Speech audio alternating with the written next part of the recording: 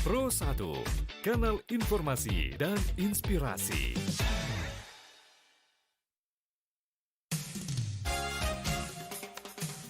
Segera Anda dengarkan Palembang Bisa.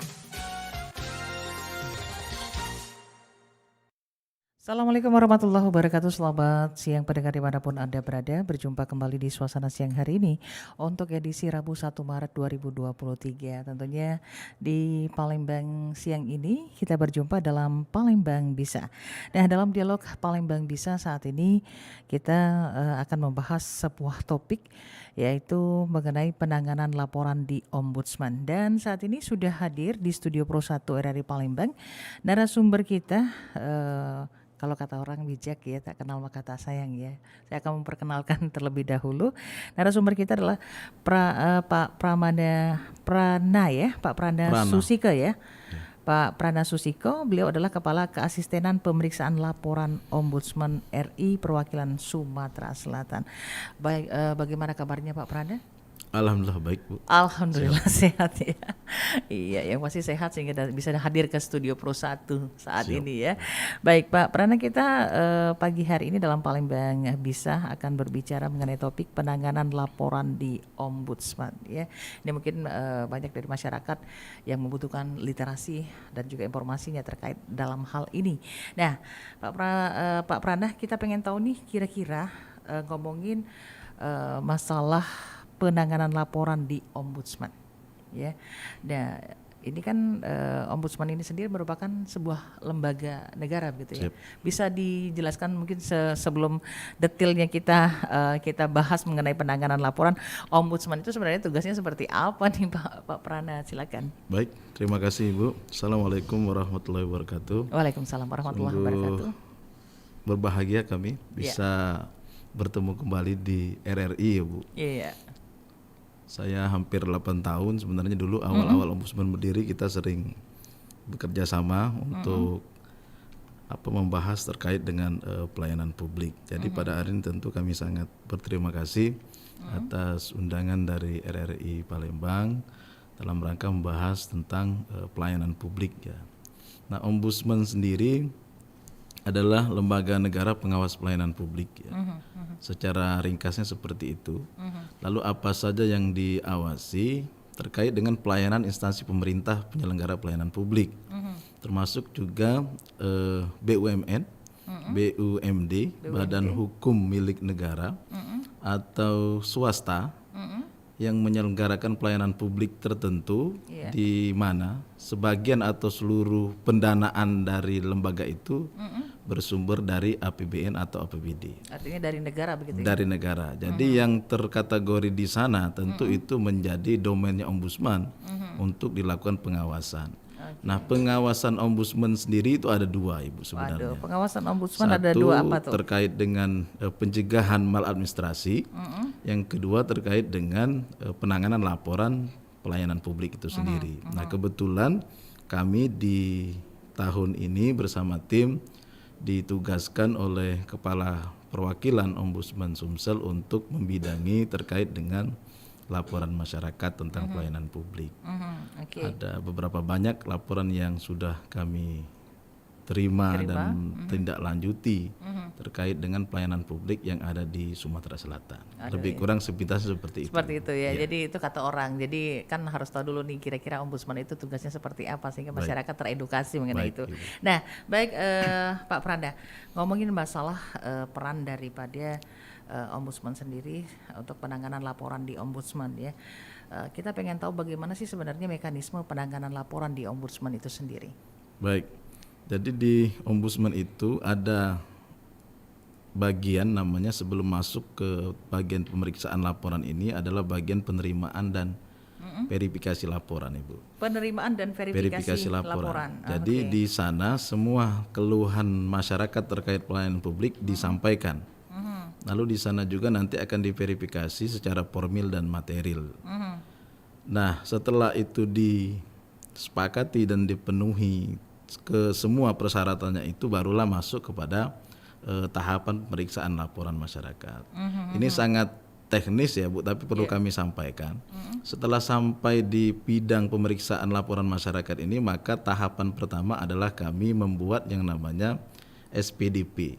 SPDP apa tuh? Surat pemberitahuan dimulainya pemeriksaan. Oke, surat pemberitahuan Dimulainya pemeriksaan. Nah, Oke. setelah itu kami membuat yang namanya LHPD, Bu. Laporan hasil pemeriksaan dokumen. Jadi laporan itu kami cek kembali instansi mana saja yang terlibat, masalah apa yang dilaporkan, kemudian peraturan perundang-undangan apa saja yang berkaitan dengan masalah itu sendiri, lalu mekanisme penanganan dan penyelesaiannya apa seperti itu, termasuk juga bentuk maladministrasinya, bentuk pelanggaran apanya yang dilakukan oleh instansi sehingga dia dilaporkan. Nah, setelah LHPD barulah kami masuk kepada tahap pemeriksaan. Pemeriksaan terlapor. Kalau di kami itu disebutnya seperti itu. Ini terlapornya instansi atau perorangannya? Instansi biasanya. Instansinya? Instansi. Iya. Instansi, kalau perorangan itu tidak bisa, Bu. Tidak bisa. Jadi Oke, terkait dengan instansinya ya. Iya, instansi seandainya dia kepala dinas apa seperti itu ya. Karena ini kan berkaitan dengan layanan. Layanan, oke. Layanan pemerintah. Nah, setelah kita periksa, kemudian di tahapan pemeriksaan itu juga ada peluang untuk dilakukan mediasi atau konsiliasi, Bu. Diadakan mediasi. Sebelum tahap akhirnya. Atau di ombudsman itu dikenal juga dengan istilah propartip, pendekatan penyelesaian laporan dengan progresif dan partisipatif atas inisiasi dari asisten yang menangani laporan itu sendiri. Nah, setelah sampai di sana, kemudian seandainya tahapan mediasi konsiliasi ini tidak terpenuhi juga, oke. kami Langkah apa langsung melakukan tahapan namanya pemeriksaan LHP, pembuatan LHP, laporan akhir hasil pemeriksaan. Nah, di sana itu ada dua kesimpulannya. Satu, ditemukan maladministrasi. Kalau ditemukan maladministrasi, maka dia akan dilakukan tindakan korektif. Tindakan korektif itu seperti apa? Itu perbaikan. Anggaplah kita ambil satu contoh, ada dinas A terkait pelayanan KTP yang harusnya 14 hari selesai, tapi tahu-taunya sampai 2-3 bulan nggak selesai, dan itu kita lakukan tindakan korektif agar itu diselesaikan. Nah, dalam jangka waktu 30 hari, instansi yang diberikan tindakan korektif ini harus menjalankan tindakan korektif itu. Kalau sampai tidak dijalankan, maka kami akan menaikkan laporan ini ke Ombudsman Pusat untuk masuk kepada tahap resolusi dan monitoring. Di pusat itu sama apa yang dilakukan dengan perwakilan ketika masih di solusi dan monitoring. Tapi jika di tim solusi monitoring juga tidak dijalankan, maka dia akan masuk ke tahap namanya rekomendasi ombudsman. Nah, rekomendasi ini sifatnya wajib dan harus dilakukan oleh instansi atau atasannya, dan dia juga bisa memuat terkait dengan sanksi, termasuk juga denda yang harus dikeluarkan. Nah, itu tahapan yang ada di ombudsman. Ada lagi yang lain terkait dengan adjudikasi, Bu. Adjudikasi khusus ya. Kami mempunyai kewenangan itu, tetapi sejauh ini belum dilakukan karena masih ada beberapa perangkat peraturannya yang belum terpenuhi. Biasanya kebanyakan laporan itu selesai di tahap tadi, yang tindakan korektif atau dikonsiliasi mediasi propartip itu. Biasanya sebatas itu yang dilakukan oleh ombudsman. Seperti itu. Ini yang sampai akhirnya ke pusat kan sudah tadi disebutkan mulai dari daerah ya. Iya. Nah, ketika itu tidak juga dipenuhi begitu, akhirnya sampai ke pusat gitu ya. Dan dari pusat itu sendiri diadakan resolusi dan monitoring. Resolusi dan respon kalau kami biasa sebut. Resolusi dan monitoring ya. Yeah. Nah, ini ketika tidak dilakukan juga, ini dilakukan yang namanya rekomendasi dari ombudsman. Betul. Nah, ini artinya bisa terkait dengan hukumkah dari instansi tersebut akhirnya, misalnya secara perdata atau secara pidana? Kalau berkaitan dengan itu tentu ada bidang yang lain ya Bu ya. Kalau dia nanti masuk ke perdata tentu itu kewenangannya pengadilan ya. Ada ranahnya artinya. Ada ranahnya sendiri termasuk juga korupsinya. Yang kan cuma sekedar ombudsmannya memberikan rekomendasi begitu ya. Ya, rekomendasi terkait pelayanannya. Bahwa di dalam masalah itu kemungkinan ada dalam something begitu ya, bidang-bidang lain yang juga menjadi domain instansi lain. Nah, tentu kami kan punya MOU juga, Bu. Baik dengan APK ya, Iya. penegak hukum ada MOU-nya. Ada MOU-nya ya, artinya kalau seandainya itu juga tidak ditindaklanjuti, kemudian adanya rekomendasi daripada ombudsman itu sendiri, dengan adanya kerjasama dengan pihak lain itu tadi, artinya ini bisa naik ke tahapan yang seperti Bapak sebutkan tadi. Iya, itu tergantung dari pihak APK-nya ya kan. Pihak APH-nya kan. Aparat penegak hukumnya ya. Penegak hukumnya mau tidak merespon itu. Tapi kalau dari kami akan fokus di pelayanan publiknya seperti itu. Nah ini kan berdasarkan tahapan-tahapan mulai dari penerimaan kemudian verifikasi, lalu dilanjutkan dengan tahapan pemeriksaan begitu. Kalau seandainya artinya dalam penerimaan verifikasi nggak masuk, artinya tidak akan terlayani begitu Pak, atau seperti apa? Iya, kalau di kami memang jumlah laporannya itu banyak sebenarnya Bu, hampir 4 sampai 500-an. Mumet nggak Pak kira-kira? Untuk yang diverifikasi tadi itu Bu. Yang mumet ya? Iya. Yang mumet ya. Nanti kalau memang dia tidak masuk ke dalam tahapan pemeriksaan di ombudsman, kami akan sarankan. Oke. Ini lebih tepatnya ke lembaga ini. Oh, jadi ada seperti pemsaran itu. seperti Iya, itu ya nanti kalau kita tidak akan masuk saran, verifikasi. betul. Nah, kita akan sampaikan secara tertulis resmi. Bahkan kami juga beberapa kali menerima aduan terkait izin cerai.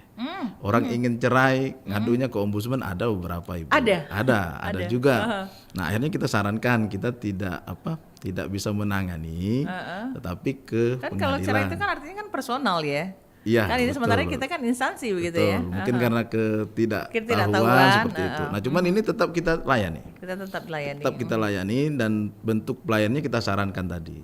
Nah, ini masuk catatannya ke penyampaian aduan ini di bagian PPL tadi, Bu. PPL Walaupun tadi. tidak masuk ke bagian kami yang di bagian pemeriksaan laporan masyarakatnya.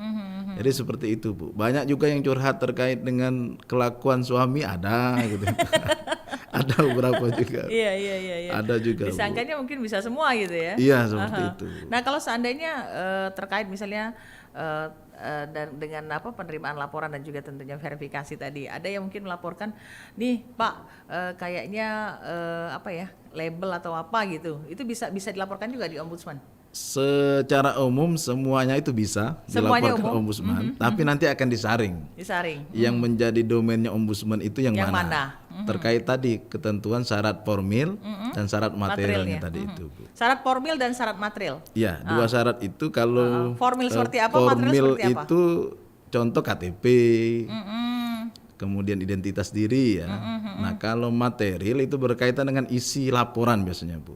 Isi laporan. Salah satunya itu masalah itu belum lewat 2 tahun. Masalahnya belum lewat 2 Ya, tahun. kalau sudah lewat 2 tahun kami tidak bisa menindaklanjuti. Kemudian pokok masalahnya ya. Nah, kalau tadi masalah perceraian seandainya. Iya, Nah, ini kan bukan domainnya ombudsman. iya. Jadi sambil diberikan saran sambil Ya, senyum gitu seperti ya Pak itu. Kita nanti akan surati juga secara Surati resmi juga. biasanya di bagian PPL ini. Bagian kawan-kawan di PPL menyampaikan ini bukan ranahnya kami untuk ditindaklanjuti, tapi lebih tepat ke lembaga A, B, C. Kami punya listnya seluruh lembaga yang ada di Sumsel ya, di Sumatera Selatan. terkait dengan penanganan laporan itu. Oke, ini tadi Pak Pranan sempat menyebutkan tentang adanya maladministrasi. Nah, ini kan tidak semua orang tahu nih, ide masuk dengan maladministrasi itu seperti apa nih Pak, yang tentunya bisa dilaporkan ke ombudsman.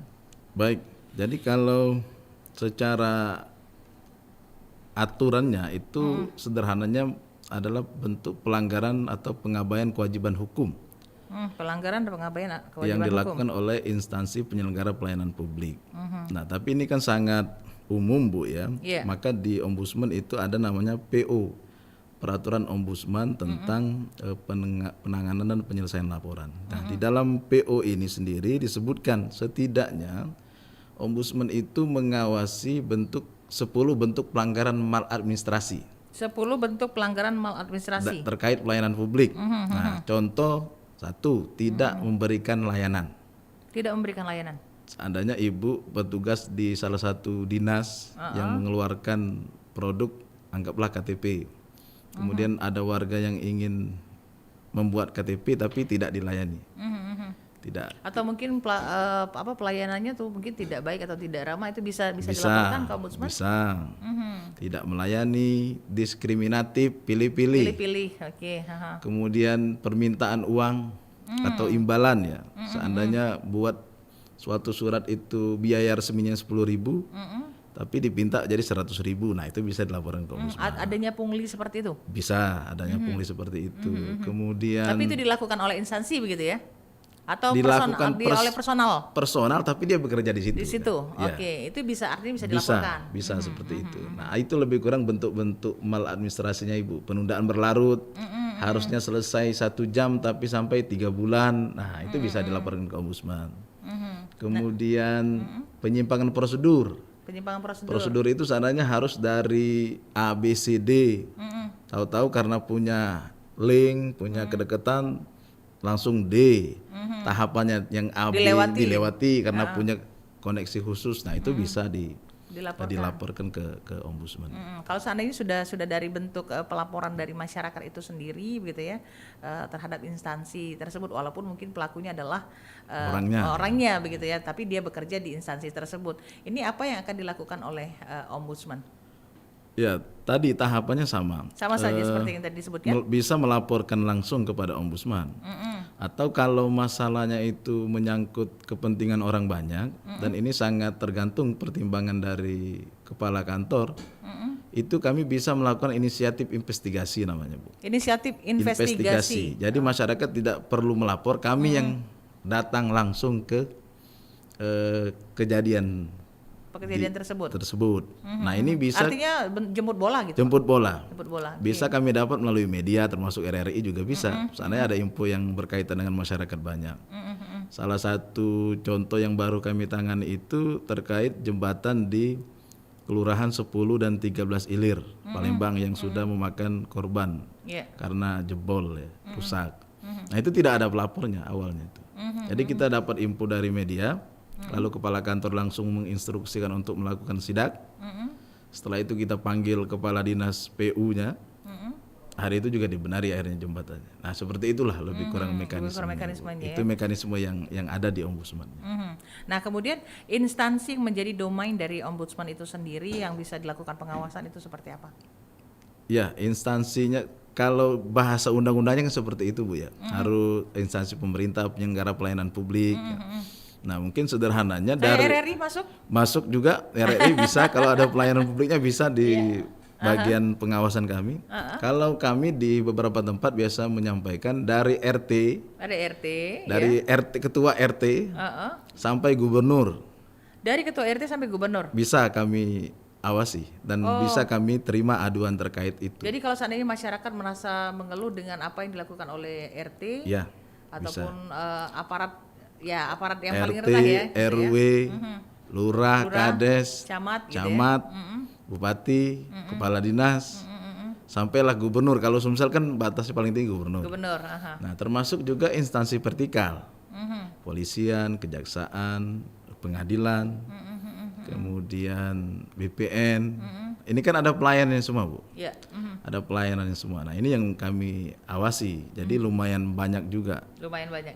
Saya agak kepo nih Pak ya. Ngomongin dia tentunya laporan dari masyarakat. Ini yang paling banyak laporan tentang apa nih Pak? Tentang instansi pemerintah. Instansi pemerintah seperti apa?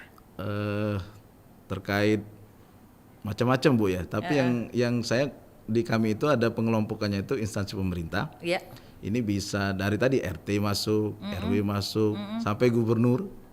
Nah ini macam-macam. Ada yang terkait dengan KTP, surat izin cerai, bagi PNS, kemudian terkait dengan bansos, bantuan sosial, BPJS Kesehatan. Bantuan sosial artinya RT pun bisa itu ya? Bisa. Kalau masyarakat melaporkan ternyata. Harusnya dia dapat. Ada namanya di dalam database yang ada di Pak RT itu. Tapi pas pembagian dia tidak dibagi dengan alasan yang tidak jelas. Nah RT-nya bisa dilaporkan ke kami, ke ombudsman terkait dengan mengapa tidak dibagi, padahal namanya sudah ada. Ini kan banyak kejadian Bu. Kades juga banyak kan. Waktu zaman COVID, bantuan COVID juga lumayan banyak. Kan? Malahan sampai ombudsman membuat tim tugas khusus untuk menindaklanjuti itu. Nah ini bisa Bu, termasuk kalau di instansi vertikal ini kepolisian juga ada, pelayanan macam-macam lah, pelayanan Kalau perkara. seandainya seperti dilakukan itu. oleh RT seperti itu tadi, misalnya harusnya masyarakat itu dapat nih bantuan, tetapi ternyata di listnya dia ada, tapi dia tidak diberikan bantuan. Ini apa yang akan dilakukan oleh ombudsman terhadap RT tersebut atau mungkin RW ataupun lurah begitu? Oke. Ya, satu, masyarakat yang merasa dirugikan ini harus datang ya ke Datang. ombudsman, karena tentu kami mungkin tidak sampai ke sana tangan kaki dalam tanda petik ombudsman untuk mendapat informasi itu, Ibu. Iya, betul. Nah, setelah datang nanti tadi masuk di bagian PPL tadi, verifikasi dan penerimaan laporan tadi. Sudah diplenokan dan ternyata disetujui untuk ditindaklanjuti, maka kami akan panggil. Kami akan pelajari dulu berkasnya, masalahnya apa. Kemudian kami akan panggil lagi masyarakatnya ini. Setelah itu baru kita akan panggil Pak RT-nya selaku pihak yang dilaporkan apa masalahnya. Seandainya masih memerlukan keterangan lurah atau kadesnya, tentu kami akan panggil juga terkait dengan itu. Nah, di samping itu juga kami akan pelajari terkait dengan mekanisme pembagian itu seperti apa. Artinya masyarakat yang merasa dirugikan itu sendiri yang harus memberikan laporan begitu. Idealnya seperti itu. Idealnya seperti itu. Kalau dia satu orang. Satu orang. Tapi kalau jumlahnya banyak, kemudian itu sudah menjadi konsumsi publik, masuk pemberitaan di RRI. Nah, kami bisa menggunakan hak investigasi atas perkasa sendiri tadi itu. Jadi tidak perlu melapor, tapi kami datang langsung ke. Karena sudah mendapatkan informasi secara Iya, luas dari seperti itu. RRI misal gitu Betul, ya. betul, Oke, baik. Ini sangat menarik sekali pendengar. Kalau Anda ingin berpartisipasi silakan saja untuk bisa bertanya langsung. Ini kebetulan dengan Pak Prana Susiko ya, Kepala Keasistenan tentunya pemeriksaan laporan begitu ya Pak ya. Ya. Nah, untuk Anda pendengar, nanti kita akan lanjut ya, tapi kita dengarkan dulu yang satu ini. Tetaplah bersama kami di Pro 1 RRI Palembang, kanal informasi dan inspirasi. Loh, kok udah rapi sih meja Mohen? Aku mau pulang duluan, Dew. Ada janji nih. Biasa, mau nonton sama Ampo. Duh, biasaan ya kamu. Ingat loh, pekerja yang sering pulang lebih cepat dengan alasan yang tidak penting, itu bisa digolongkan pekerja yang tidak produktif dan pekerja yang korupsi, walaupun cuma korupsi waktu. Alah, ini kan karena bos lagi ndak ada. Nah, itu juga tuh. Seharusnya kita bekerja tuh dengan disiplin, penuh dedikasi walaupun tanpa pengawasan dari atasan. Bagaimana mau ikut merubah bangsa kalau kelakuan kamu kayak gitu? Malu dong. Iya, hilaf. Anda masih bersama Palembang Bisa, hanya di Pro 1 RRI Palembang, kanal informasi dan inspirasi. Iya, pendengar dimanapun Anda berada, masih dalam acara Palembang Bisa. Kita masih bersama narasumber kita, yaitu Bapak Prana Susiko, ya, Kepala Keasistenan Pemeriksaan Laporan Ombudsman RI Perwakilan Sumatera Selatan. Bahasan kita adalah mengenai penanganan laporan di Ombudsman, ya. Jadi buat Anda pendengar yang tergelitik untuk bertanya, karena ini terkait dengan apa yang menjadi aduan ataupun keluhan Anda, silakan saja bisa bertanya langsung di line telepon 0711 9977. Setelah mekanisme kita tahu tadi ya, kemudian juga instansi yang menjadi domain daripada ombudsman untuk melakukan pengawasan. Nah, selanjutnya sebenarnya apa-apa saja yang bisa dilaporkan nih Pak? Terkait masalah apa saja yang bisa dilaporkan, tentu masalah yang berkaitan dengan pelayanan publik, Ibu. Pelayanan publik, oke. Nah, merujuk kepada Undang-Undang 25 2009 tentang pelayanan publik, setidaknya ada 3 core bisnisnya ombudsman ya. Satu, pelayanan di bidang jasa publik. Jasa publik. Jasa publik itu contohnya pendidikan ya, atau kesehatan. 2 ini saja kita ambil, pendidikan misalkan di PPDB, itu ombudsman sangat sering menerima laporan terkait penyelenggaraan PPDB, baik di kota, kabupaten ya, termasuk juga yang diselenggarakan oleh provinsi. Kemudian di bidang kesehatan, ini kan jasa juga, apalagi terkait dengan penggunaan BPJS Kesehatan. BPJS Kesehatan. Ini juga kami sangat sering menerima laporan terkait dengan layanannya ya, termasuk sistem antrian. Kalau keluhan masyarakat misalnya di rumah sakit itu seperti ini itu bisa. Iya, seperti itu. Harusnya dia dilayani di kelas 1. Iya. Tapi dapatnya kelas 2. Kalau pakai BPJS ya. Iya. Kemudian antriannya Antrian yang luar biasa panjang seandainya seperti itu. Kenapa? untuk dapat kamar susah gitu. Susah. Nah itu bisa. Itu bisa dilaporkan. Bisa kita. Kayaknya tidak pengalaman lanjutin. pribadi saya apa ya? Oke, itu bisa Nah dilaporkan. itu bidang jasa Bu ya, Ya, jasa bidang jasa. publik. Kemudian terkait juga dengan barang publik. Barang publik. Barang publik itu Apa saja barang publik? contoh gas LPG 3 kilo. Oke, gas Ini LPG. kan peruntukannya untuk masyarakat kurang mampu ya. Iya. Tapi kalau kita cek faktanya itu kan banyak juga digunakan oleh yang mampu. Kemudian industri Termasuk gitu ya. industri usaha, rumah makan seandainya. Ini kan ada kategorinya. Iya. Gas LPG, kemudian jalan. Jalan rusak termasuk jembatan tadi itu. Oke. Ini kan berkaitan dengan Barang kebutuhan publik tadi ya? barang publik. Nah, lalu yang ketiga terkait dengan administrasi publik, Bu. Tadi KTP, KK, kartu nikah, kemudian akte-akte kematian, akte kelahiran, ijazah, izin usaha, surat tanah dan lain sebagainya. Ini kan berkaitan dengan administrasi semua. publik. Jadi 3 bidang itu yang bisa dilaporkan oleh masyarakat kepada ombudsman. Dan rasanya kita hidup tidak jauh dari 3 itu. Tidak jauh dari 3 ini. 3 itu. Aha, 3 ini antara jasa publik, Barang publik dan juga administrasi administrasi publik ya. 3 bidang itu. 3 yang- bidang yang itu. menjadi. Kalau tadi sudah dijelaskan tentang kesehatan, di mana ada keluhan masyarakat tentang kesehatan, silakan aja. Tapi kalau seandainya keluhan masyarakat tentang pendidikan itu biasanya apa nih, Pak? Pendidikan itu terkait laporannya? dengan dana biasanya bos. Sorry, bukan bos apa? Yang sumbangan orang tua siswa itu. Ya, ada juga bantuan kemarin terkait PSG, program pemerintah provinsi ya, untuk sekolah ya. Iya. Termasuk juga terkait dengan kuota PPDB. Kemudian kalau misalnya biaya pembangunan seperti itu bisa? Biaya pembangunan di sekolah? Nah nanti kita lihat itu kan biasanya masuknya lewat komite tuh, Aha, lewat komite. lewat komite sekolah. Nah ini yang terkadang menjadi semacam dilema bagi para orang tua yang dalam tanda petik secara ekonomi mungkin tidak semuanya mampu. Ya. Nah tetapi ketika di dalam komite itu kan ada mekanismenya Bu, harus ada rapatnya, kemudian ada pertemuannya.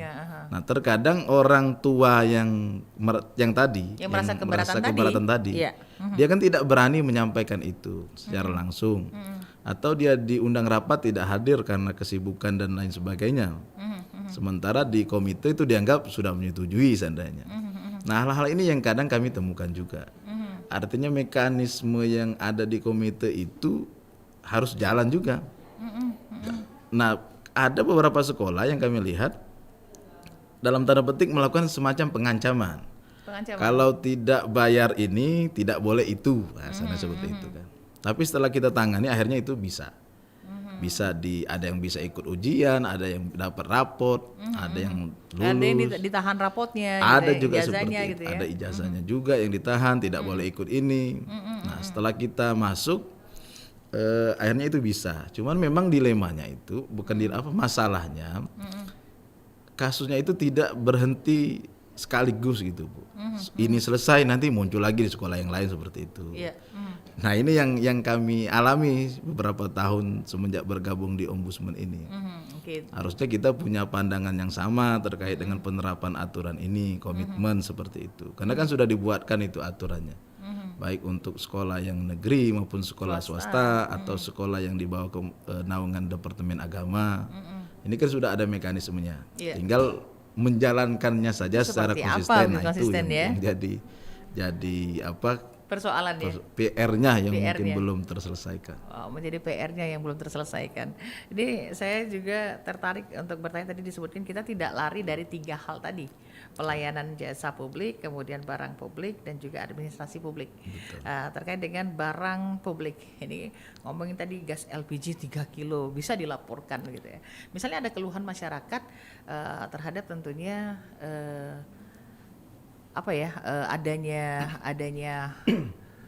adanya barang-barang kayak gas LPG itu ketersediaannya. Nah, ketersediaan itu langka misalnya kayak gitu.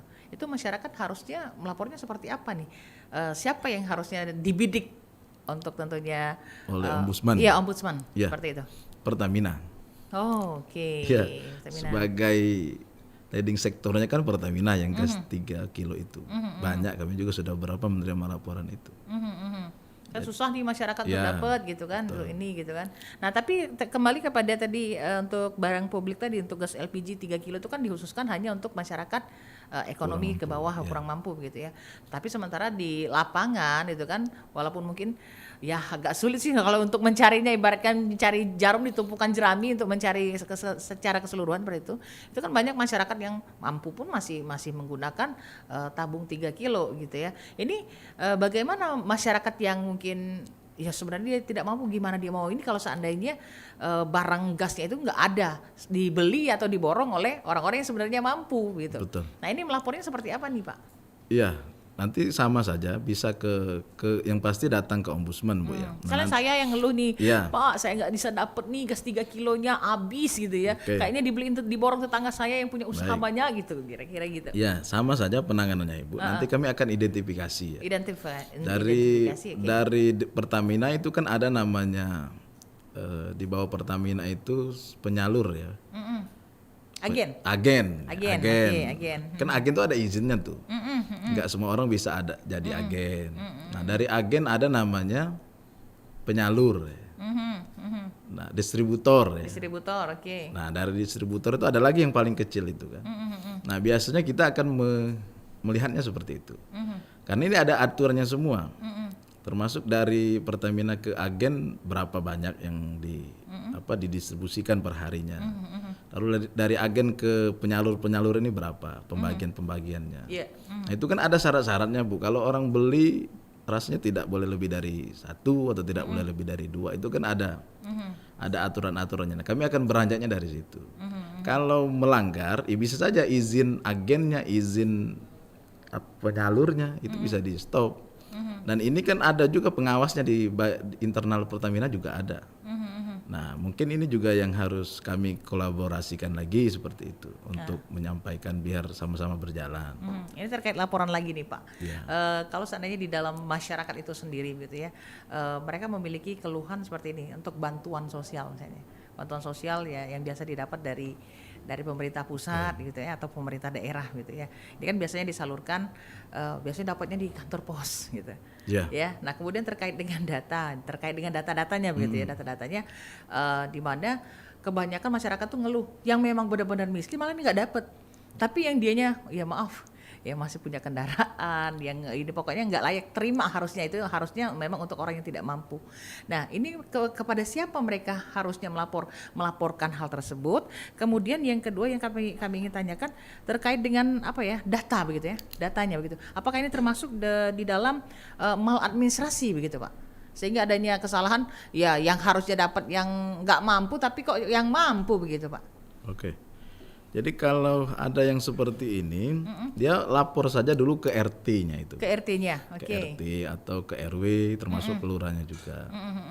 Nah, setelah sampai ke pihak-pihak yang sudah diberi amanah untuk mengurusi pendataan ini, tidak ditindaklanjuti, nah itu bisa dilaporkan ke kami. RT-nya, RW-nya, lurahnya ya. Nah, barulah kami nanti akan masuk ke tahap yang Ibu tanyakan kedua tadi, apakah sistem perekrutan data ini mal atau tidak? Mal, iya. Ya, seperti itu. Mal administrasi atau tidak? Nanti kami akan tanya ke Pak Lurahnya bagaimana cara mengambil datanya, bagaimana cara RT mengukur orang ini berhak dapat atau tidak, seperti itu. Atau tadi ternyata di dalam list data itu ada orang-orang yang dalam tanda petik yang kata Ibu tadi, secara ekonomi sudah mampu kok masih dapat juga. Masih dapat, iya. Nah, kita tidak benar-benar nggak mampu malah nggak dapat betul. gitu kan. Nah, memang ini temuannya banyak yang seperti itu, Ibu. Ini juga berkaitan dengan mungkin satu pemahaman ya. Pemahaman penyelenggara pelayanan publik ini sendiri. Yang kedua, ini juga terkait dengan terkait dengan kejiwaan lah, seperti itu bahasanya, bahasanya yang lebih tepat ya. Kemampuan untuk memanajemen diri ya. Mengatakan bahwasanya ini yang berhak, ini tidak. Nah, terkadang itu kan sulit. Apalagi ada keluarga ya. Biasanya kan seperti itu. Keluarga dulu. Jadi KKN-nya baru dulu yang gitu lain. Nah, seperti itu. Nah, ini kan berkaitan dengan kapasitas diri juga. Iya. untuk menentukan hal yang semacam Kayaknya itu. budaya malunya kurang mungkin ya. Mungkin seperti itu Ibu. Maka sekarang kan kalau yang bantuan itu sudah ada juga langkah-langkah dari dinas sosial. Ya. Kalau yang dia kaya tapi dapat itu kan dipasang kalau lu Oh ya, stiker pakai kan. stiker stempel ya. Ya, saya menyatakan diri sebagai orang miskin, nah seperti itu kan. Ini Nah, ini membuat- kan bagian edukasi saja sebenarnya, bagian edukasi Bisa bahwasanya untuk shock terapi juga betul. ya. Kalau bukan hak kita nggak usah Nggak seperti usah. itu kan. Nah, memang susah, mungkin kita bicaranya agak mudah, tapi dalam praktek mungkin agak berat ya. Ya. Memang dibutuhkan kebesaran jiwa Kebesaran juga jiwa untuk mengakui menerima. menerima seperti itu. Oke, kita lanjut kembali. Nah, untuk tentunya setelah dilakukan investigasi dan segala macamnya tadi, hasil dari penyelesaian penanganan laporan itu seperti apa nih, Pak? Ya, hasilnya di awal tuh sudah kami singgung itu semuanya masuk ke dalam LAHP, Bu. LAHP. Laporan akhir hasil pemeriksaan. Baik yang diselesaikan secara mediasi, konsiliasi, propartif, atau juga yang ditemukan maladministrasi. Ya, banyak juga yang tidak ditemukan maladministrasi, Bu. Artinya masyarakat itu kan dua juga terkadang, Ibu. Ada yang melapor ketika versi dia saja. Oke, yang versi dia. Versinya dia kan dia selalu benar kan. Tapi setelah Kayak kita netizen ya, Pak ya? kita Ya, cek, selalu ya, benar kan? kita cek, kita teliti, ternyata Iya. tidak ada yang dilanggar oleh instansi penyelenggara. Kami juga harus adil kan. Iya. Maksudnya tidak ditemukan maladministrasi. Jadi kami ini posisinya di tengah. Oke. Posisi ombudsman itu bukan Berada di tengah-tengah pengacaranya masyarakat. Bukan pengacaranya masyarakat. Kami ini adalah penengah, Penengah. penyelesai masalah terkait pelayanan publik. Artinya tidak pro ke sini, nggak pro ke situ Iya, gitu ya? betul. Dia netral, independen, tidak punya Memihak. kepentingan dengan siapapun, tidak memihak. Nah, balik lagi ke pertanyaan Ibu, semuanya itu nanti dalam bentuk laporan akhir hasil pemeriksaan tadi itu. Kertas kerjanya ombudsman sebagai pertanggungjawaban. Nanti di sana lengkap. Ada dasarnya, ada uraian laporan masyarakatnya, ada fakta lapangannya, ada hasil keterangan Dasarnya dari tadi dasar pihak-pihak. hukum atau seperti apa? Dasar hukum. Dasar hukumnya. Kan setiap masalah ini kan ada dasarnya. Ibu. Ada dasarnya, oke. Ada 3 aspek tadi. Jasa, barang, administrasi itu kan ada dasarnya semua. Kalau membuat KTP itu ada SOP-nya berapa hari, Berhari, oke. berapa biaya, berapa lama, siapa saja yang memberikan layanan. Nah, itu dasar kami nanti untuk menuangkan dalam situ. Jadi posisi kami itu penilai juga ujung-ujung terakhirnya itu. Oh, oke, jadi sebagai Berhak penilai juga. memutuskan, pemeriksa. Walaupun secara ringkas mungkin banyak orang juga menilai kita tuh mirip-mirip juga kayak hakim sebenarnya sih. Jadinya Cuman ya? bukan lembaga kehakiman, Kehakiman, kan? Tapi menyelesaikan masalah di luar peradilan seperti itu. Yang cepat, murah dan bebas dari intervensi. Hasilnya juga sama. Ada beberapa kasus yang tidak selesai di pengadilan di ombudsman selesai loh. Ada, Bu. Ada seperti banyak. apa nih contohnya? Contoh kayak masalah kepegawaian Oke. tidak selesai di PT UN seandainya. Ketika dilaporkan di ombudsman selesai, bisa berjalan. Ada beberapa seperti itu.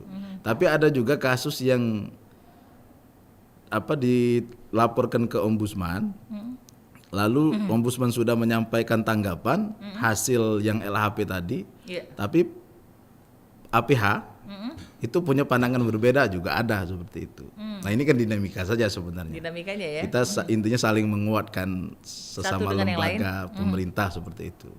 Seperti itu. Oke, baik. Nanti kita tahan dulu ya Pak ya. Kita dengarkan kembali yang satu ini. Tetaplah bersama kami di Pro 1 RRI Palembang. Masih tentunya di Palembang Bisa.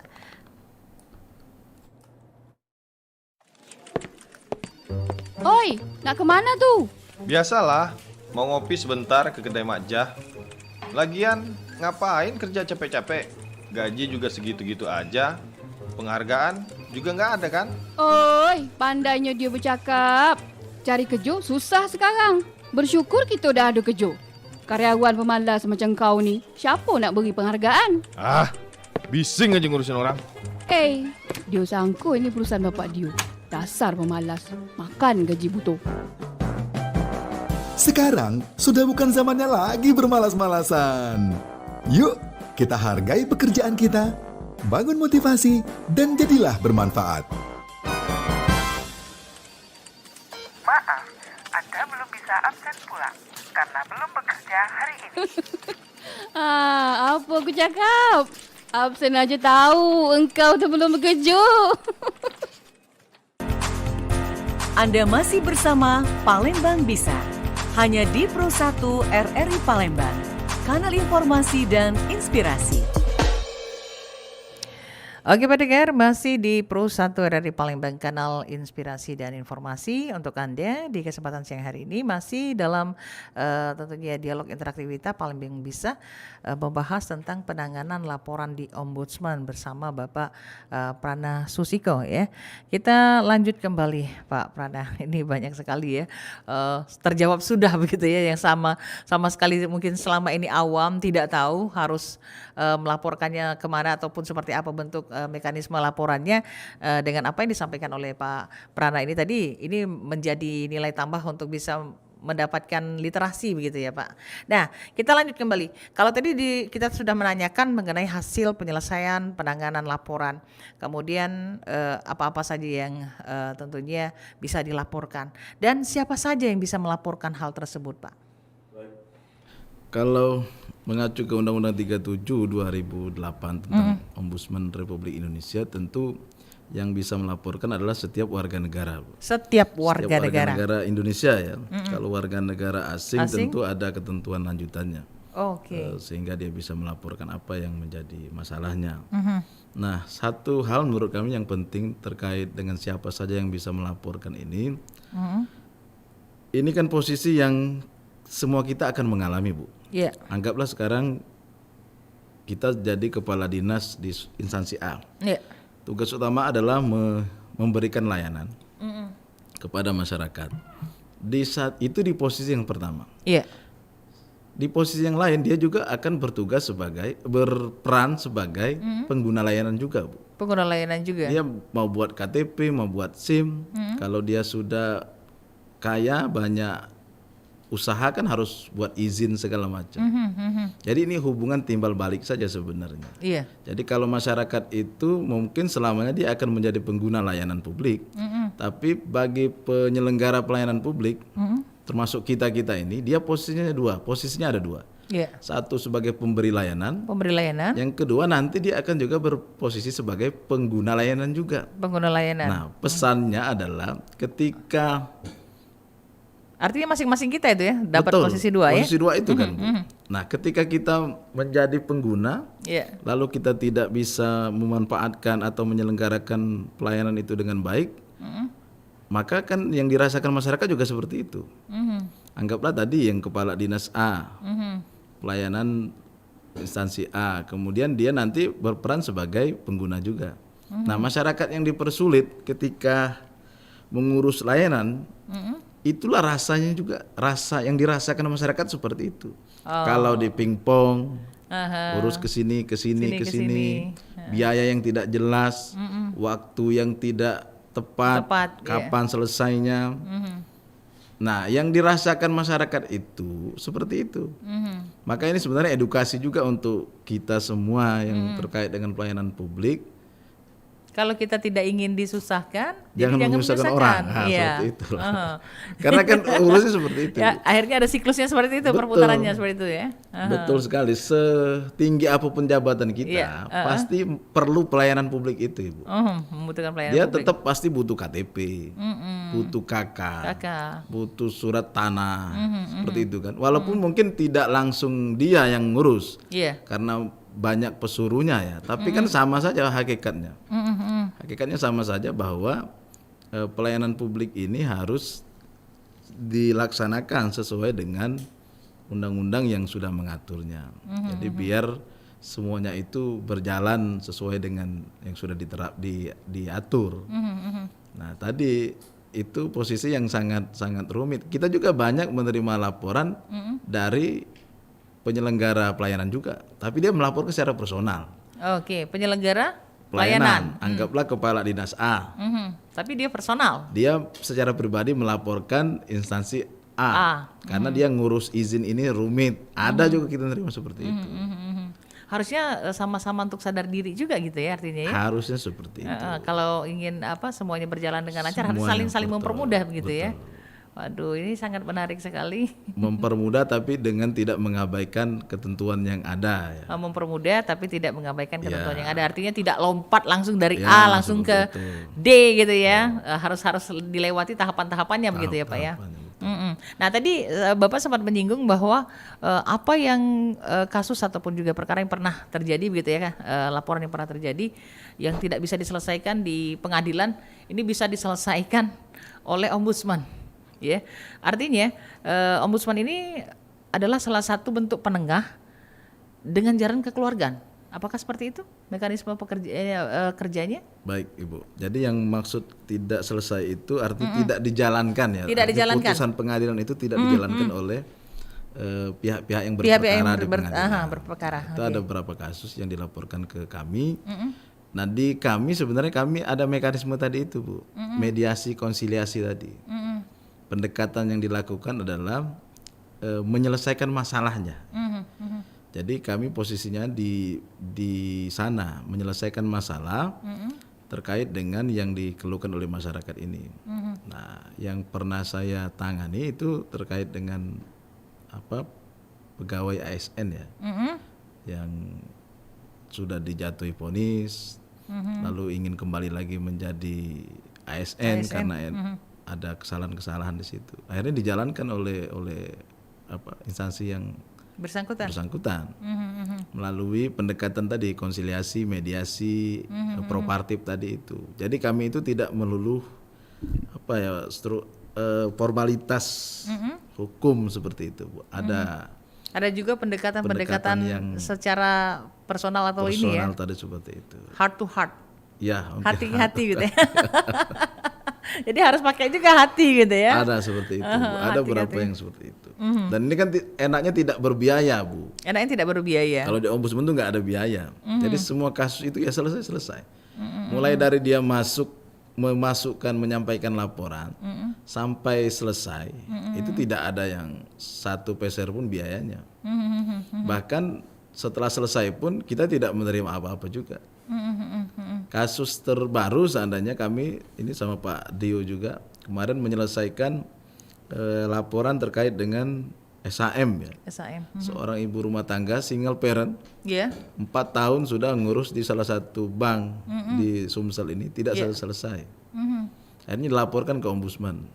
Alhamdulillah 3 bulan itu terbit SAM-nya Ibu. Dan dia tidak pakai biaya apapun. Tidak ada biaya apapun, termasuk juga setelah laporannya selesai kami juga tidak minta apa-apa juga. Jadi memang selesai seperti itu. Memang selesai. Memang sudah ombudsman menyadar bahwa itu memang tugas dari ombudsman sendiri ya. Kami untuk menyelesaikan itu. Nah, memang butuh pendekatan khusus terkadang kepada pihak-pihak yang dilaporkan ini kan. Makanya pendekatan propartip tadi itu kita coba pakai di dalam menangani laporan ini. Ini paling banyak laporan apa nih Pak kalau untuk kasus-kasus yang diterima oleh ombudsman? Kalau rincian satu persatu mungkin saya tidak hafal Bu ya, tapi yang instansi yang paling banyak dilaporkan itu ya tadi berkaitan dengan BPJS, pendidikan ya. Kemudian ada juga perguruan tinggi, lalu perbankan ya. Perbankan ini kebanyakan kredit ya, masalah kredit. Oh, bisa juga itu ya dilaporkan. Iya, kredit yang bermasalah ya. Ada yang orang suaminya meninggal, kemudian harusnya kan secara perjanjian itu otomatis dapat semua.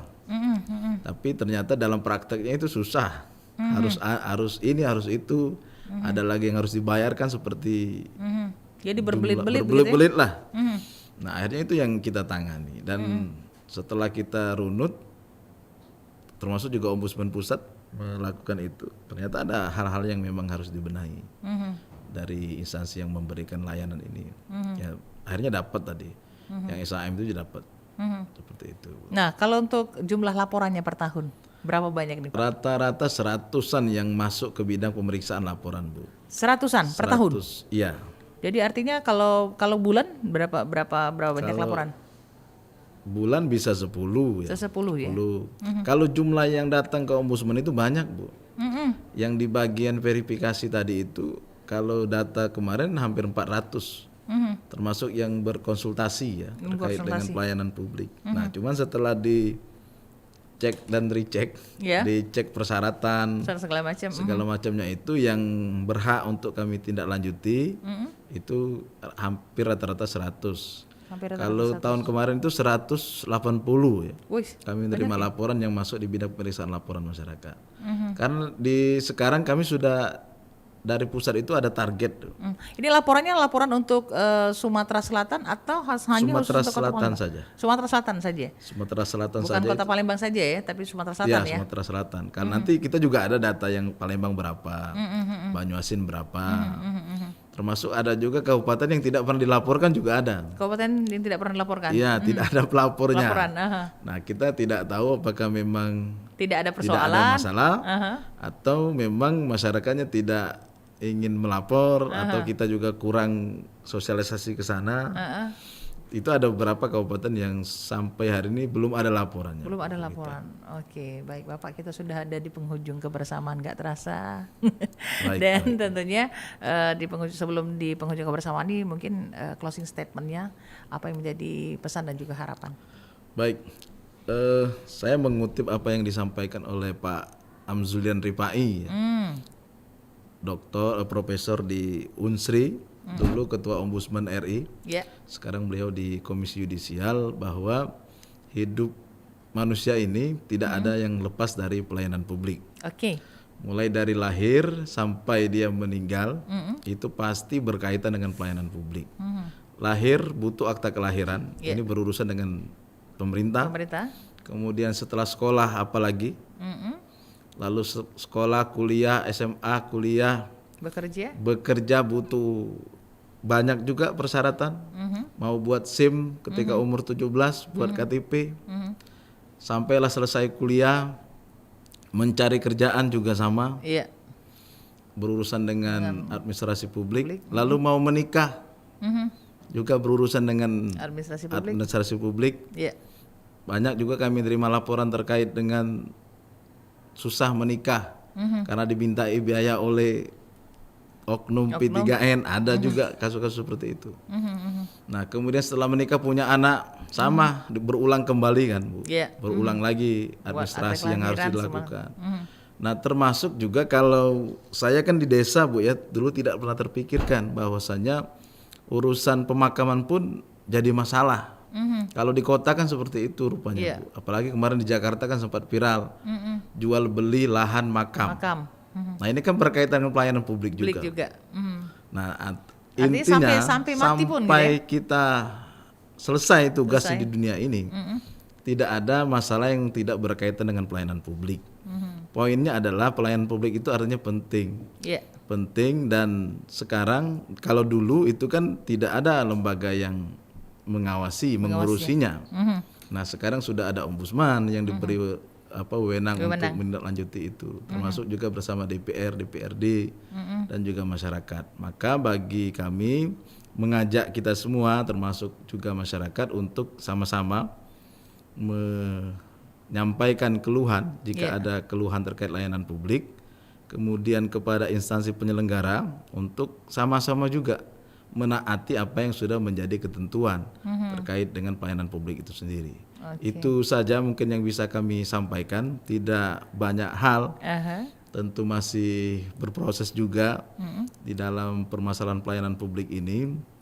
Tapi yang paling penting menurut kami adalah kolaborasi, Bu. Termasuk juga antara Ombudsman dengan RRI. Seperti ini sama-sama membutuhkan, sama-sama memerlukan, maka tugas itu akan menjadi ringan. Kami tidak merasa hebat sendiri, Ombudsman tidak merasa penting sendiri. Tapi kita sama-sama butuh, sama-sama saling mengisi demi pelayanan yang publik yang baik Yang jauh di lebih bumi Sriwijaya. Oke, Terima amin. kasih. Terima kasih untuk Pak Prana, luar biasa ya. Banyak sekali tentunya dari perbincangan ataupun obrolan kita di siang hari ini yang membuka cakrawala dan juga wawasan kita bersama tentang peran dari Ombudsman itu sendiri, dan juga mungkin masyarakat yang selama ini tidak tahu bahwa harus melapor seperti apa dan apa saja yang saja yang bisa dilaporkan di Ombudsman. Ini semuanya bisa menjadi tahu dan terjawab dalam dialog kita di hari ini. Terima kasih Bapak untuk kehadirannya di Studio Pro 1 ya. Di penghujung kebersamaan, tak ada gading yang tak retak, tak ada manusia yang tanpa kesalahan. Jikalau pedang lukai tubuh, pastikan ada harapan sembuh. Namun jikalau lidah lukai hati, kemanakah gerangan obat hendak dicari. Kita akhiri dengan ucapan wassalamualaikum warahmatullahi wabarakatuh.